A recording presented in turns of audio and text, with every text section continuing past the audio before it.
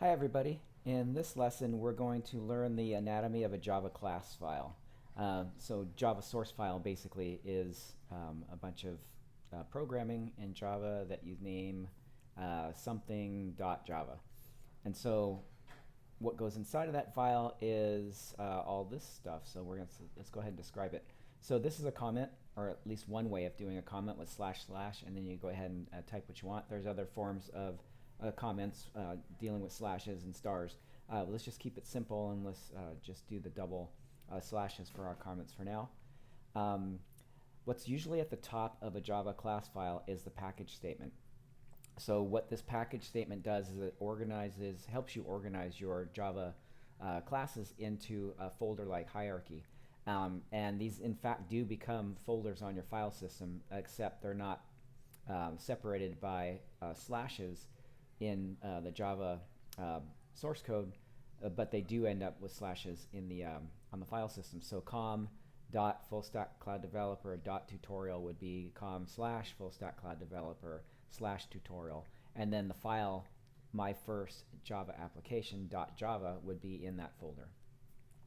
And that's how the packages work. So and there's protections around package. So a package can see the files within its folder, but it can't see the files within other folders unless they're called public or something that allows them to see them. So folders are separated.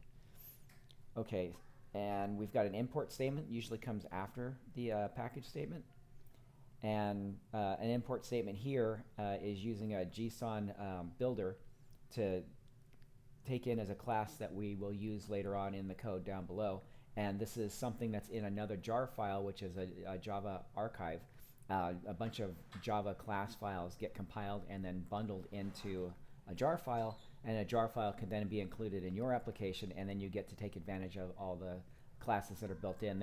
Java has a ton of library classes that you can take in and build your applications with, which makes the ecosystem very helpful because there's so much out there and you can build on top of all of those. And so this is how you bring one in. So this one basically turns a class object into a JSON string, which is pretty much the way websites communicate data back and forth these days. And so that's an import statement. The class declaration, class is the designator here, and then here's the name. My first Java application, notice the uppercase letter of the first letter of each word, and that's how Java names their classes. And then we've got the public keyword here. Now public on a class declaration means that any Java class can see this. So basically any Java thing in the world can see this class and instantiate it if there's if it's allowed to be instantiated, but they can see this class.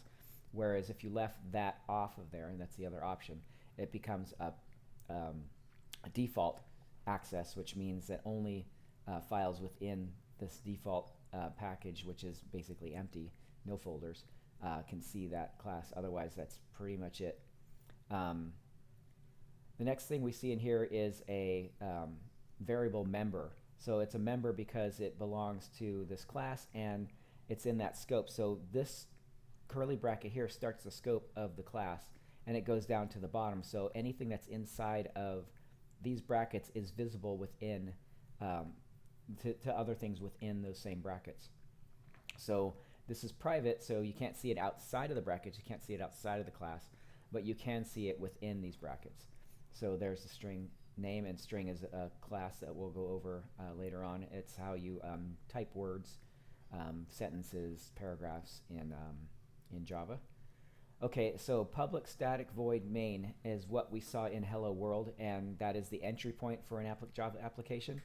And it takes in a string array of arguments. So you type at the command line whatever the name of the application is. In this case, it's my first application. So we would type Java space my first application space whatever parameters we wanted to pass in, and they'd all come in here in a string array, and then we could just go ahead and take them out with the index 0, 1, 2, 3, 4. Here's a string variable declared name within the scope of this function. So this is the function scope here, whereas we were looking at class scope before.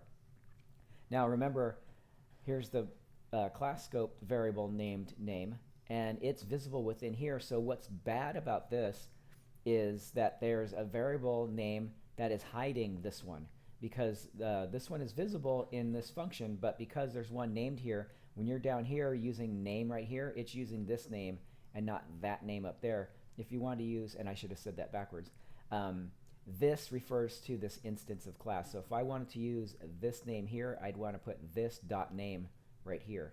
So this is actually bad practice right here, and it's a good example of things that you shouldn't do with variables, and it shows an example of how the scoping works and how you have to be careful to make sure your names are unique, because if you have them be the same, then it kind of gets confusing. But this is legal, and it'll compile just fine. It's just not good practice. Okay, and here's we're calling the constructor with the new keyword here. So we're constructing this my first Java application object with the parameter name, and it's going to go ahead and set that name in the constructor, and we'll see that down below.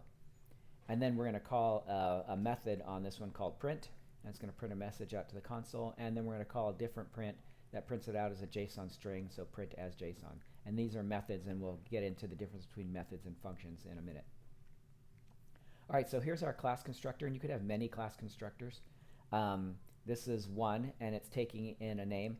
And now you see name here as a parameter, and name here, and then you see name again here, which is referring to this dot name. Now this is okay, and this is actually good practice because it's the parameter name that's coming in, and that one's fine. And then here's the instance name. So this is actually good to use because we know what this one is actually going to. So if we had many of these coming in, we would know how to line them up. It's when you're hiding a variable that's bad, and in this case this does not hide the variable. Okay, let's see. Next thing we have here is a function. So this is a private function, so it's only visible within this class. So within the class scope, there's a function called getMessage that returns a string, and that's what makes it a function, is that it's returning something, returning an integer, another kind of number, a string, an object. As long as it's returning something, it's called a function. And it takes in a name parameter, just like the other ones above.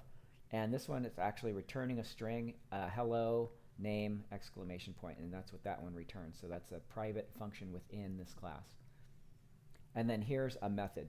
So what makes this a method is void. Void is basically nothing. It's saying this function returns nothing, which then makes it a method, at least in what we call it, a method. And this one's also private, and it doesn't take any arguments. And within its body, it's calling the other private getMessage to get the message here with a name parameter. Now this name is visible, and it's the class instance name because there's no other name in the area, so it's this one. So you could put this dot name and it would be equal to the same name. And then we've got another function call. This one's calling the system, built-in system class. As a static member here is out, which is probably the output console. And then print line is printing the line to the console, and it's going to print that message. All right, so that's a function. And here's another method here. That was a function call. Here's another method here, print as JSON that we saw above, and this one's calling system as well. And now it's making use of that class that we imported. So it's instantiating it with new JSON builder, which is the object that has a set pretty printing function on it, which formats the string nicely, which returns something that has a create, and which returns something that has a toJSON. And so that's pretty much the anatomy of a Java class. It looks longer than it really is just because of all the comments that are written. It's actually quite a small program, and there's not much to it, but there's a lot of explanation in here, which is all specified down here below.